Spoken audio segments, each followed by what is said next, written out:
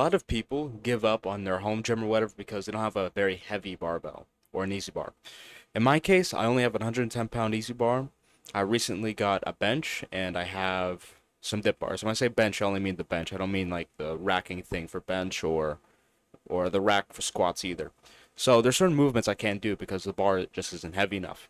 And that's what I'll go over. So it doesn't matter if you have a 110-pound bar.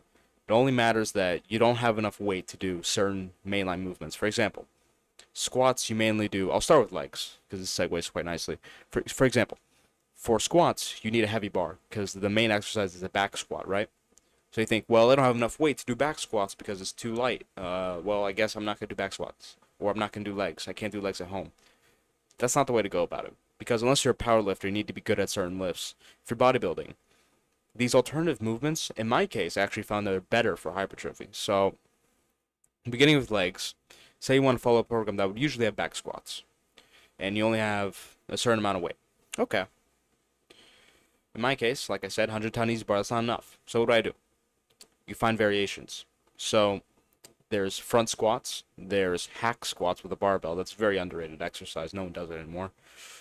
And single leg deadlifts. Moving on to the deadlifts, we can't do Romanian deadlifts. That's a lighter version of deadlifts.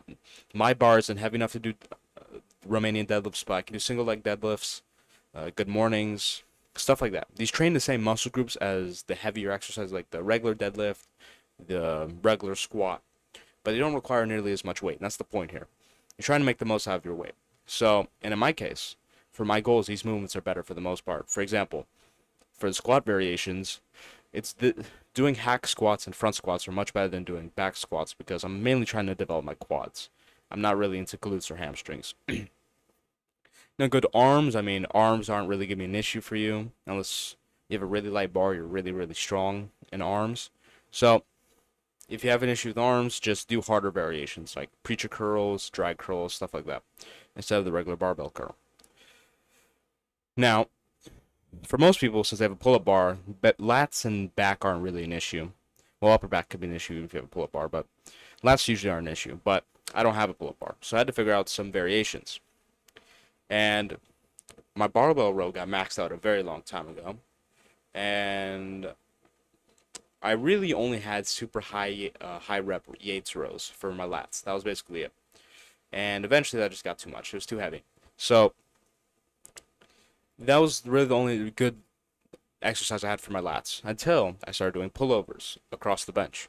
So now, like with the Yates row with 110 pounds, I could do tons of reps, too many reps. And pen lay rows are also a good variation for if you have a light amount of weight. But in the case of lats, I switched to pullovers, and when I started, I could only do 30 to 40 pounds. So as you can see, like if in certain, as far as the muscle group goes, the mainline exercises, when you max those out, you can go to variations and get this most out of that little amount of weight you have. And in my case, pullovers are actually better for lats. Pullovers are probably the most underrated exercise in bodybuilding right now. Now for shoulders, I know a lot of people are like, oh my god, impingement, my shoulders, my shoulder's gonna fall off if I do this. Just test it with a very light weight, see if it hurts your shoulders. Don't be an idiot, okay? But for shoulders, my strict military press was basically maxed out. So what I did was I switched to behind the neck press, which I find is actually better for hypertrophy bodybuilding. And there's also what's the other one? Upright rows. And that's like, oh my god, you can't do upright rows. Both of these actually, if you work on your shoulder mobility, you can do these exercises fine. Now, I know some people have like the way their shoulder is structured, it doesn't really allow for them to do these type of movements, but in my case, they work fine. So chest. So my chest is a very interesting. So my chest, in terms of muscle mass, is actually decently developed now, but my bench sucks. Don't tell anybody. I think I'm doing bench again today, but my last top set was like 100 pounds for 7. Incline. It was incline bench. And I do very strict form. I could probably do a bit more weight if I, change the form a little bit, but I'm doing it strict. And you might say, oh, well, you don't have a squat rack. How can you bench? When you do incline, I can't do flat, okay? But what I can do is incline, because when I'm done benching, I can just let the weight roll off me. Now I have to be careful because I have an easy bar, in the middle there's a kind of arch. I have to make sure it doesn't crush my ball sack, but aside from that, I mean, it's pretty safe. Like if I fail, I just move forward and it rolls down. Just make sure my balls don't get crushed. All right. But for most people, if they have a regular like gym, I mean, 110 isn't gonna get them very far for bench. Like I'm progressing very fast in bench, so I'll probably hit my max for 110 pretty soon. I'll have to figure out something then.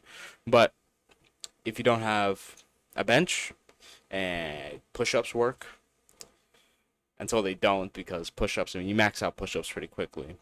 And you could do, if you need to do upper chest, you could do decline push-ups. But personally, I did decline push-ups for a very long time.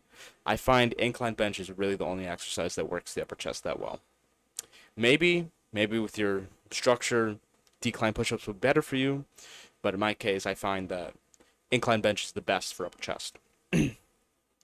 Now, a severely underrated chest exercise that doesn't require any extra weight is the Garanda dip. Now I'm focusing basically all my attention on upper chest right now. So the Garanda dip, jeez, gets right in my eye. It's annoying. But the Garanda dip is basically a chest dip variation, and it's very like people look at it like, oh, you're gonna snap your shoulder. I mean, I did it, nothing happened. You can YouTube it.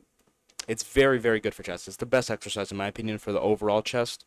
But like I said, I'm mainly targeting up here. I don't really care about the lower pec right now, so I'll go back to it later on. But it's a very very good exercise. You won't need to add weight for a very long time. So there's some ideas, okay, for certain muscle groups. But the main idea of this post is to get you thinking. Okay, this is the amount of weight I have. All right, how can I make the most of it? Okay, I can't do a regular squat with this weight. Okay, what can I do instead? What variations are there? Look at past eras. Because really, I only found out about pullovers and barbell hack squats when I looked at like silver era people. So look into older eras, look everywhere, and you'll find variations you can do with any amount of weight. Well, almost any amount of weight. I don't know. I don't think you do lats with a 10-pound barbell, but you get the point. Well, 10-pound easy bar, excuse me, because barbells are pretty heavy themselves. Easy bars are pretty light. So do some research, find some alternatives, and you'll actually find, like I did in my case, if you're doing bodybuilding, these alternative variations are actually better than the mainline variations for hypertrophy.